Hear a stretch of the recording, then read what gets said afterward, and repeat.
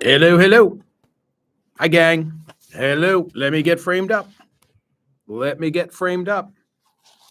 have a really good poll question today at Smerconish.com.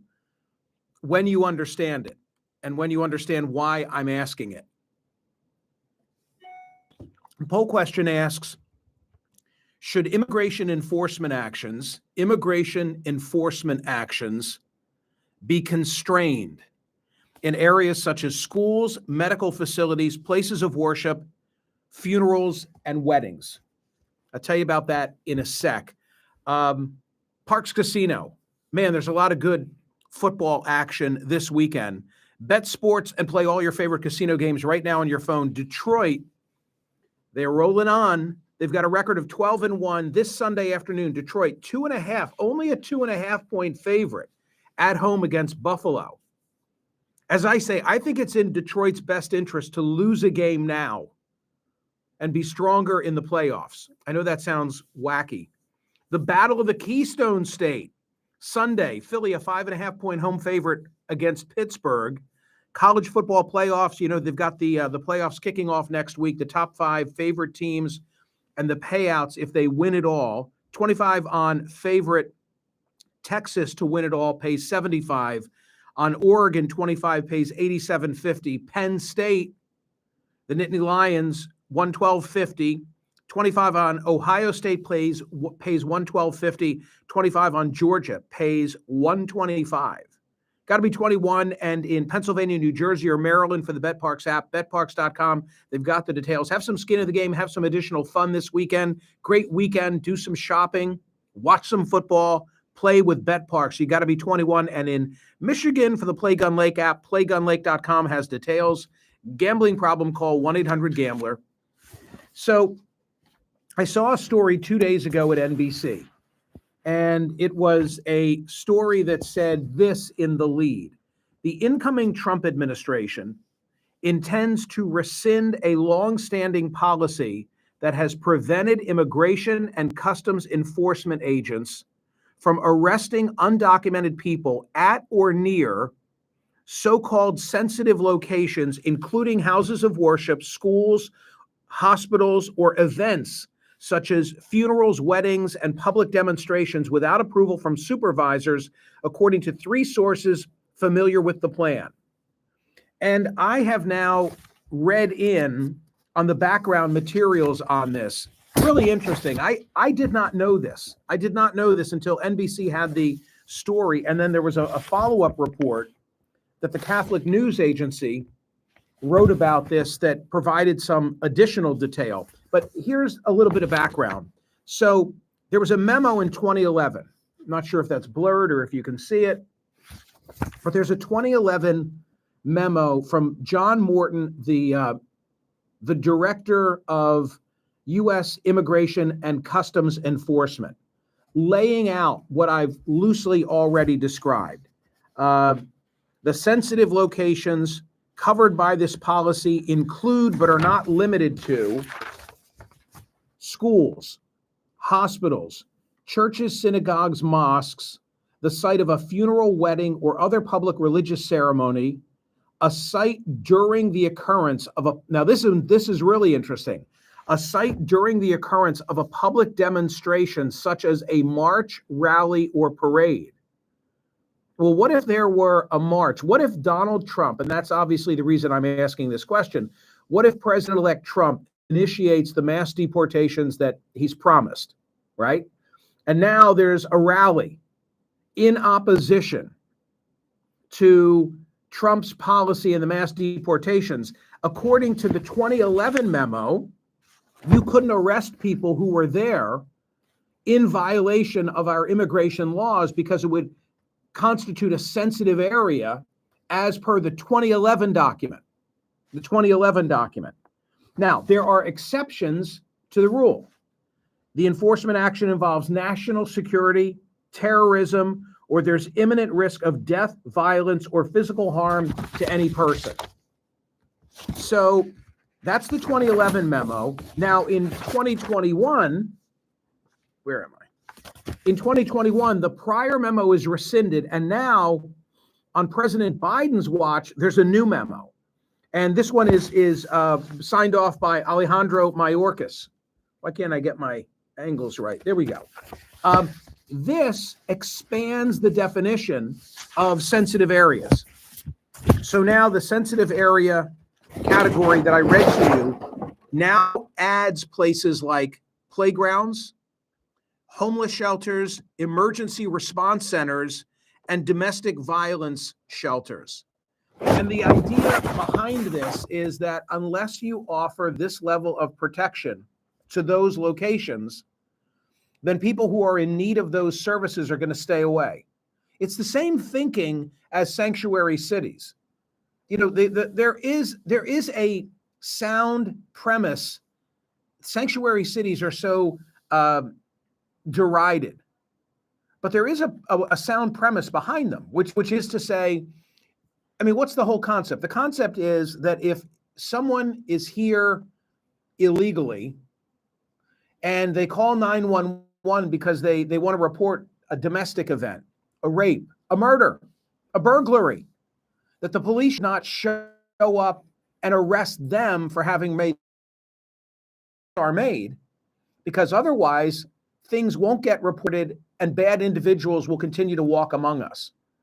So the logic behind this is similar, but if you extend it, why would we have this level of protection only for the migrant community? Would we do this in any other circumstance? So let me go back now to Mayorkas's brief. This is the one that's in effect now. I told you, when you realize this, it's a really interesting poll question. Should immigration enforcement actions be constrained in areas such as schools, medical facilities, places of worship, funerals, and weddings? People who read only the poll question today might think that I'm asking it in the abstract. I'm not. I'm asking it because if the reports are accurate, the Trump administration is about to reverse the October 27, 2021 memo from Secretary Mayorkas, the Mayorkas memo. So this pertains to an enforcement action. That's an arrest, a search, service of a subpoena, or some other action. The memo says, to the fullest extent possible, we should not take an enforcement action in or near a location that would restrain people's access to essential services or engagement in essential activities. Such locations are referred to as protected areas. So that's the whole premise. You know, we shouldn't do it if it's going to restrain people's access to essential services that are provided there. And then they give examples. A school, such as a preschool, primary, secondary school, vocational, trade school, college, or university. I mean, what if you had a student at a college or university in violation of the law, wanted by ICE? Now you're not going to go in and remove that person. A medical or mental health care facility, such as a hospital, doctor's office, health clinic, vaccination or testing site, urgent care center, site that serves pregnant individuals, or community health center. A place of worship or religious study, whether in a structure dedicated to activities of faith or a temporary facility or location where such activities take place. A place where children gather. This is the expansion. This is the expansion that took place under Biden.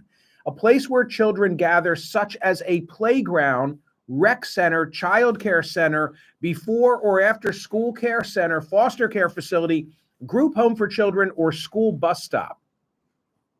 How about a playground? How about a playground? What if there were individuals on the playground, yes, with their kids? Are we going to say, no, we're not going to have an enforcement action?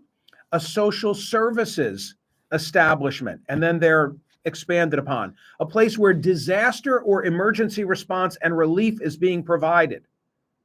A place where a funeral, graveside ceremony, rosary, wedding, or other religious or civil ceremony or observance occurs. A place where there is an ongoing parade, demonstration, or rally. I mentioned this on the air spontaneously a couple of days ago, and TC looked it up, and I was right in my memory. A number of years ago, I want to say in Alabama, they sent out for deadbeat dads, the state sent out an invitation, like to a social gathering, maybe saying that you'd won a prize. I forget. And then all these guys showed up, and they were arrested for being delinquent on their child care responsibilities. That's what this reminds me of. The fundamental question is whether our enforcement action would restrain people from accessing the protected area to receive essential services. So if we don't give this protection, are people going to be reluctant to go take advantage of those services? There are exceptions in the new memo. As I described from the prior memo, if it's a matter of national security, if there's imminent threat of death, violence, or physical harm to a person, or if a safe alternative location does not exist, then you can go ahead and do it. Some of you will not be surprised to know that this is an area, I'm now relying on the, where the heck am I? On the Catholic News Agency. This is a subject matter that was dealt with in Project 2025.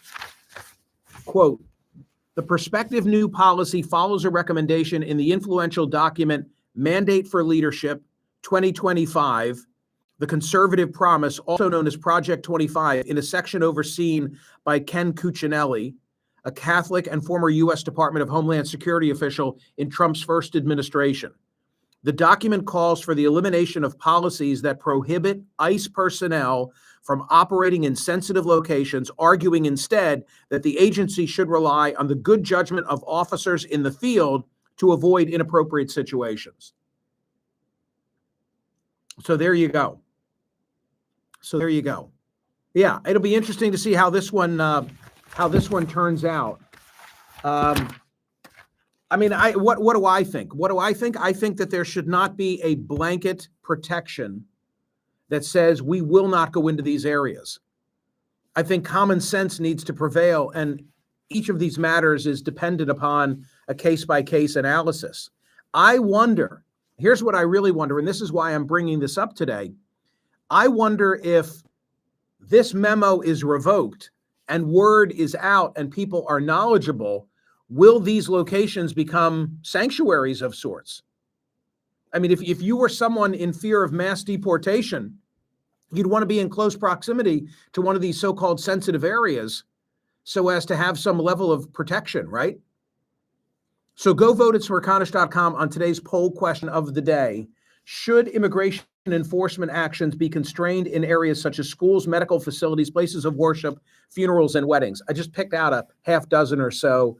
There were many more, but that are typical. Something else that I wanted to say. Yesterday, I had a great thrill.